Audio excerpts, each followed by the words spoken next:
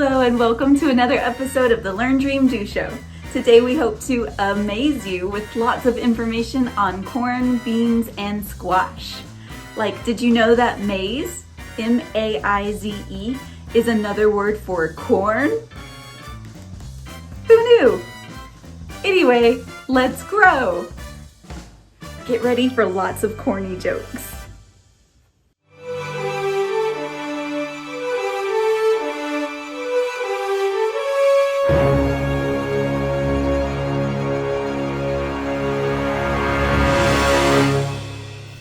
Cool beans.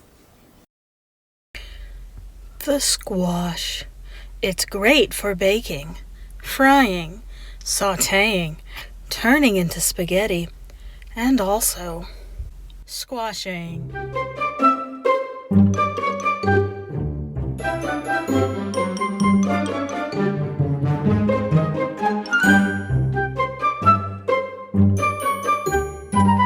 Squashing! Texas was home to hundreds of Native American tribes. However, today, only 3 federally recognized tribes still have reservations in Texas. That would be the Alabama Coshata, Tigwa, and the Kickapoo. Here's a map of other Native American tribes of Texas. Today, we're going to tell the legend of the 3 sisters. Lots of different Native American tribes have versions of this story. We're going to tell the Oneida Indian Nation version.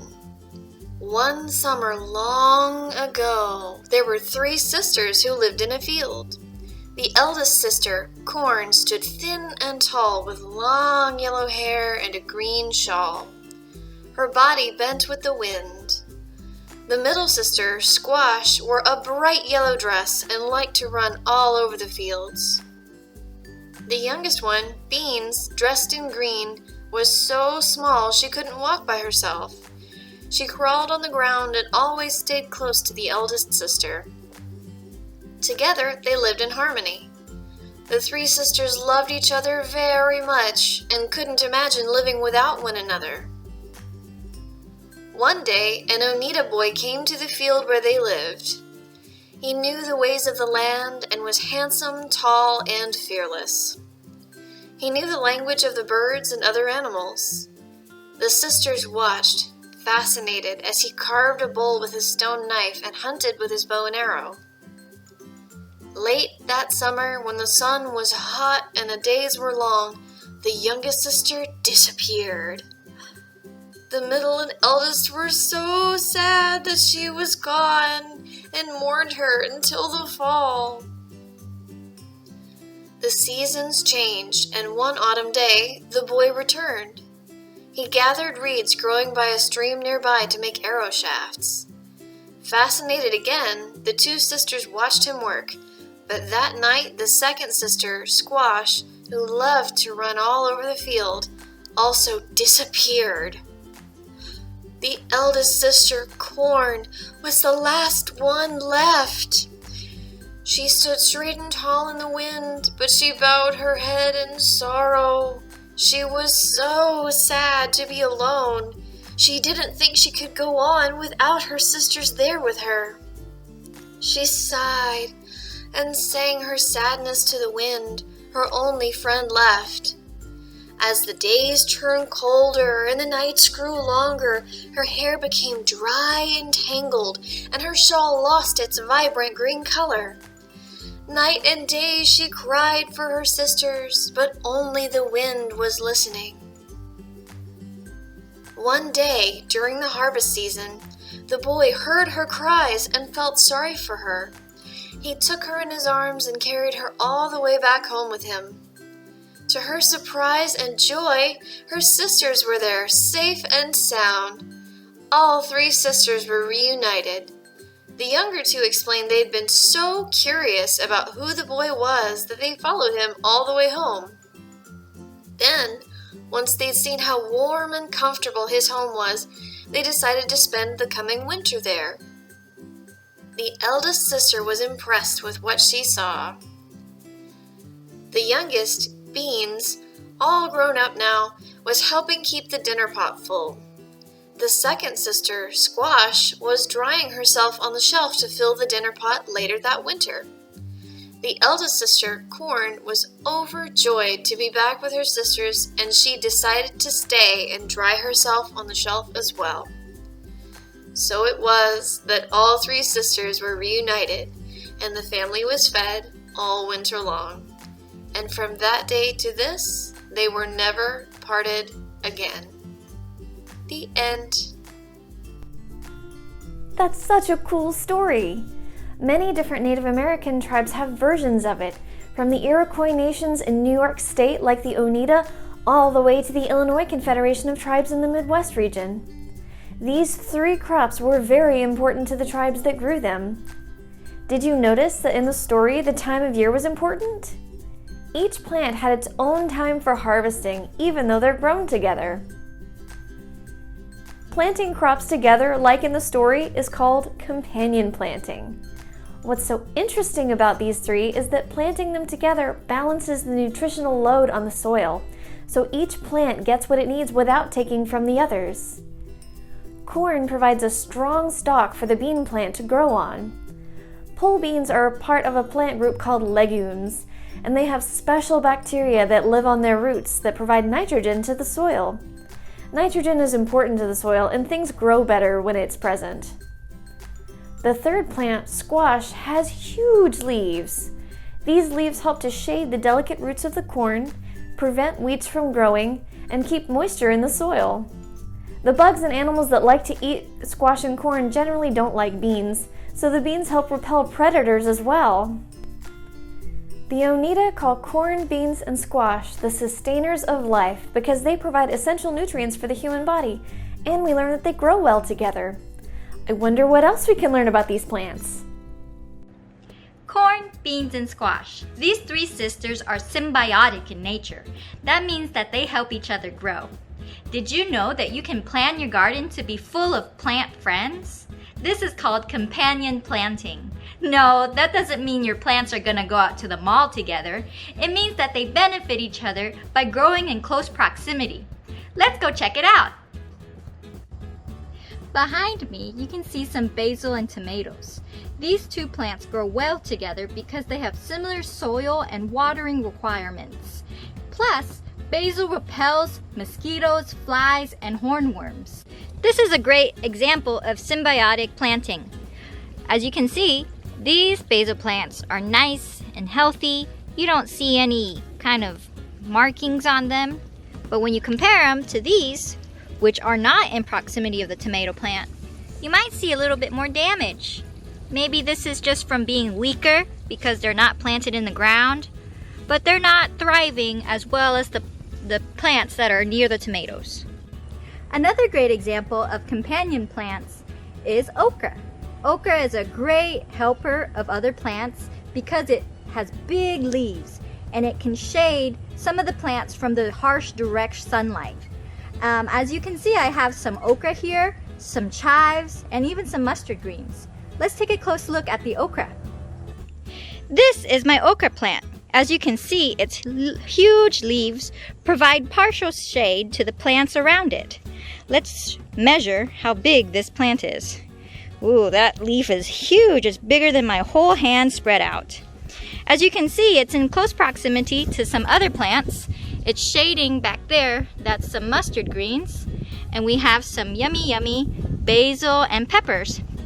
This is a great companion plant, and unfortunately the chickens like to dive into my chives right here. They like to make little dirt baths when they escape. And we have over here some lovely peppers. And this is a nice little companion garden. Thank you, Mr. Okra. Symbiotic relationships aren't just limited to corn, beans, and squash. Humans and farm animals also provide a symbiotic relationship to plants. Humans take care of and water the gardens, and chickens provide compost for the dirt. I hope you have great symbiotic relationships with the nature around you. You don't have to have a garden or farm animals in order to have a symbiotic relationship with those around you. Just like corn, beans, and squash and the story of the three sisters, figure out what the people around you need and try and help out. Remember, what goes around comes around. I think Kim's right that we can all have symbiotic relationships with anyone around us. In my family, my husband loves to cook and he's really good at it, but me, not so much. Then again, he hates sweeping the floors, and that's something I don't mind doing, so I pitch in by cleaning up around the house. And back when I was younger, my sisters and I would let each other borrow clothes and help each other with our homework. And I even have a symbiotic relationship with my cat. I take care of him, and he brings me lots of joy with all of his shenanigans. I hope this gets you thinking of ways that you have symbiotic relationships helping people in your family too. Raise your hand if you like corn. Do you know that corn is a type of grass and is used in like everything? It's used in gravy, soup, mustard, gum, ketchup, soap, glue, yarn, paper, medicine, paint, batteries, crayons, and even straws. Most of the corn grown in the U.S. is fed to farm animals. So if you recently ate a hamburger or a hot dog, then you indirectly ate some corn too. There are 1,000 different types of corn, and they're placed in 6 main categories. First, there's flour corn. The kernels in flour corn are so soft that they can easily be ground into flour. This corn, or maíz, was a staple to the diet of Indians in Mexico and South America. Indians were the first to discover this corn, and they brought it to share with settlers during the very first Thanksgiving. No one in England had heard of corn yet, so corn was a hit at the potluck. The next category of corn is sweet corn, and this is the one we usually have during dinner. We really love it because, well, it's sweet. And then there's dent corn, which is great for feeding farm animals. And then there's waxy corn, which is used to make jelly, pudding, sauces, and they even use waxy corn to make the glue for envelopes. And if there was a vegetable on the cover of a magazine, it would be flint corn. These are the beautiful, colorful ones you see with decorations on Thanksgiving. But don't just use them for decoration, you can eat it. It's food. Another category of corn is America's favorite snack to eat at the movies, popcorn. Even though there's thousands of types of corn, only actual popcorn will pop. This brings our list to the weirdest type of corn, the pod corn. Scientists think pod corn is the oldest type of corn, and it's so weird because each individual kernel is wrapped in its own husk. Imagine how annoying this was to eat. And because it was so annoying, pod corn is not really grown these days, but scientists still use it to study. Which type of corn do you think you'll be eating next? Corn is grown on every continent in the world except Antarctica, and most of the corn grown in the U.S. comes from states in the Corn Belt like Indiana, Illinois, Iowa, Missouri, Nebraska, and Kansas. Beans, beans, beans, the magical fruit. The more you eat, the more I profit. Come on down to Bean Queen, I'm crazy for beans. We here at Bean Queen don't believe in rotating our crops. It's 100% beans 100% of the time. And we also make sure to buy a lot of synthetic fertilizers and chemicals. Unlike traditional Native American farmers, we are crazy for a quick profit. Traditional Native American farmers would make sure to also plant corn and squash to balance out the nutritional load on the soil. But not us. We're 100% beans and we're up to our eyeballs in beans. We have coffee beans. Did you know that coffee beans aren't beans but actually seeds? I didn't know that, but it's too late now. I bought a bunch of them and now they're in my bean warehouse. I must be crazy about beans, even when they're not beans. We have soybeans. Did you know that you can use soybeans for candles, textiles, plastics, and even to make ink and crayons? And of course, you can use soybeans to make tofu. Yummy! Come on down to Bean Queen and I'll throw in a bag of rice. Did you know that you can get your 9 amino acids from a bowl of rice and beans? That's a complete protein source, y'all. Come on down, y'all, while we still have some product. The next thing you know, our unsustainable growing practices will leave our dirt barren. That means we mismanaged our soil and have to rely on synthetic chemicals instead of historically sustainable growing practices. Maybe I should have learned a thing or two from the 3 sisters.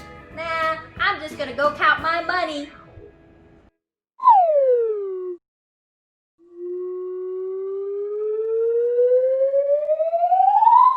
Yeah.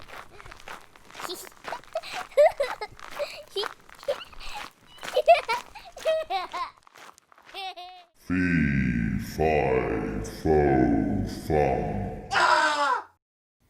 Today on the squash court, it's butternut versus zucchini. Now, this is the final game of the winter and summer squash tournament. Zucchini is fresh off a win against pumpkin, but I think if this tournament has shown us anything, it's that butternut has got a fantastic rally. We've got zucchini to serve, butternut to receive, best of 5 games. Love all. Service. Have you ever seen squash growing in a garden? It's fairly easy to grow in most parts of the United States. Some are vines and some are bushes, and they usually have these soft, delicate yellow and orange flowers that grow with the plant. The squash blossoms are edible and can be stuffed, fried, made into soup, or even eaten raw since the flowers taste mildly like the squash itself. Hey everybody, welcome to my kitchen. Today we're going to be using corn, beans, and squash to create a really yummy recipe. I hope you're ready and let's get cooking. Today's recipe is a corn and bean salad. We're also going to be cooking our spaghetti squash in the microwave, but we'll get to that in just a moment.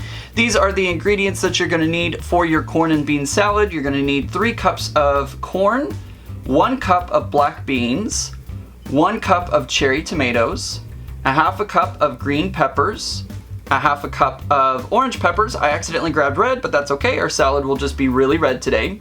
I need 1/3 of a cup of red onions. You'll need 3 tablespoons of cilantro. You also need a half cup of cottage cheese or some sort of feta cheese, something that is a crumbly cheese. For our dressing today, we need 3 tablespoons of olive oil, 1 lime that has been juiced, a half a teaspoon of chili powder, a half a teaspoon of cumin, and then salt and pepper to taste. Now that I have everything chopped and ready to go, let's go ahead and combine it in a big bowl. All right, that looks pretty good. I'm gonna go ahead and add my dressing now. Just plop it in there, and then I'm gonna continue to mix it all up. All right, now that I've gotten everything mixed together pretty well, I'm gonna go ahead and set this into the refrigerator and let it marinate for about an hour. And while I'm doing that, we'll go ahead and start working with our spaghetti squash. Next up, we're gonna prepare our spaghetti squash. For cooking, you will need a very sharp knife, so kids, make sure to have your adult do this part. You can cut it in 2 different ways. You can cut it either along the long way here to make 2 boats, or you can cut it in the center. I'm gonna go ahead and cut mine in the center just like this. Wow. There we go.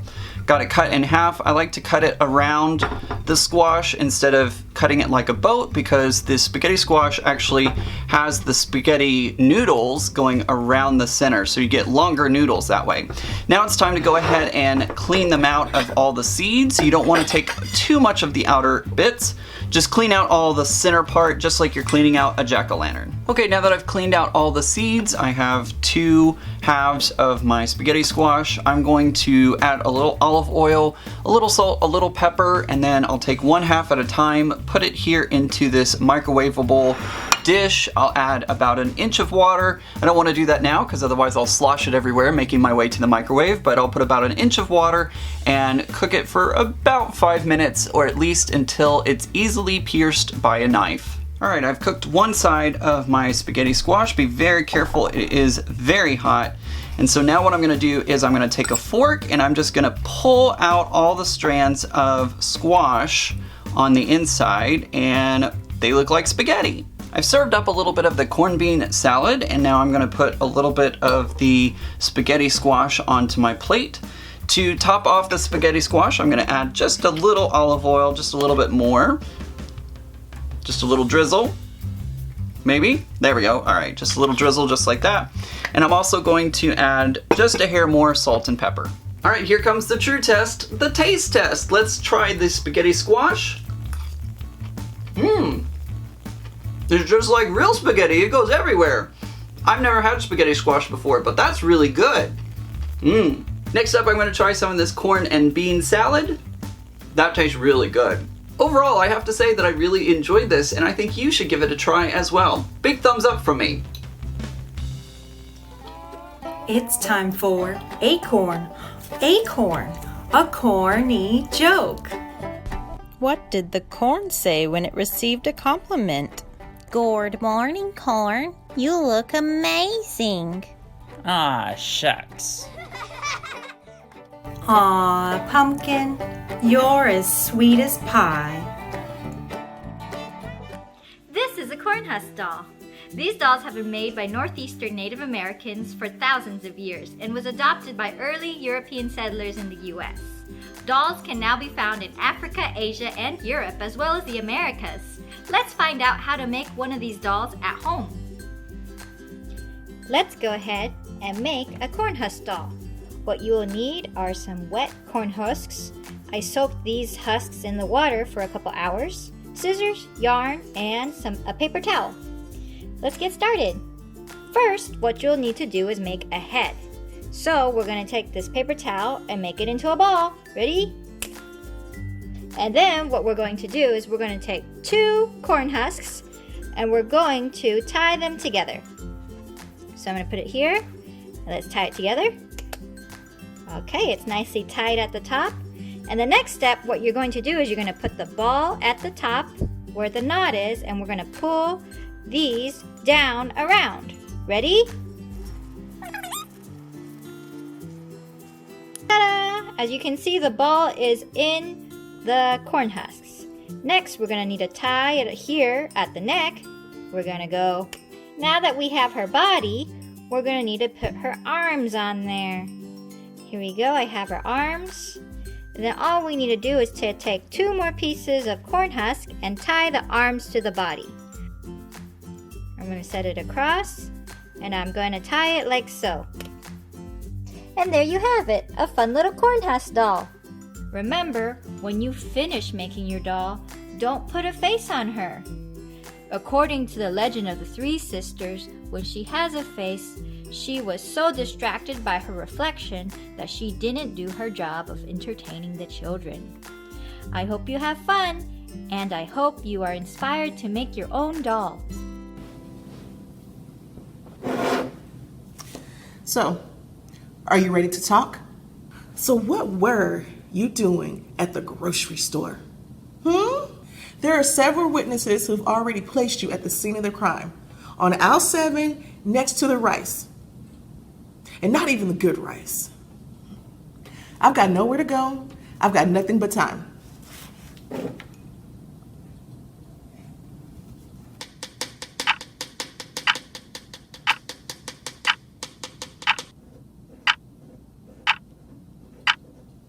Just spill the beans.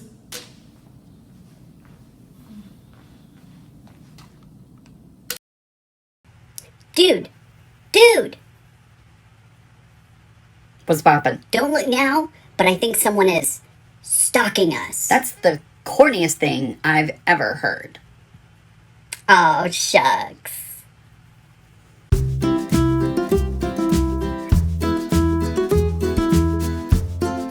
There's lots more to explore about gardening and growing things, and also about Native Americans in our country. For gardening resources, you can check out Overdrive and find this book, Square Foot Gardening with Kids by Mel Bartholomew. If you want a physical book, I recommend Easy Peasy Gardening for Kids. It's got lots of really beautiful illustrations, and that's written by Kirsten Bradley. The second physical book I'd recommend is Grow Your Own for Kids by Chris Collins, and this book actually teaches you how to grow your own beans and squash. If you're looking for stories and pictures about the Native American community created by the Native American community, check out project562.com. Lots of great stuff there. For more nonfiction, check out Chester Nez and the Unbreakable Code. That's about Navajo code talkers during World War II. Or if folktales are more your thing, check out Rabbit's Snow Dance, based on an Iroquois legend. You can find both of those as physical books in our collection. If fiction is more your style, I highly recommend Louise Erdrich's The Birch Bark House series. It's great. It's historical fiction about growing up in an Ojibwe community in the 1840s. Whichever way you choose to learn more, happy exploring! Thanks for joining us. See you next time!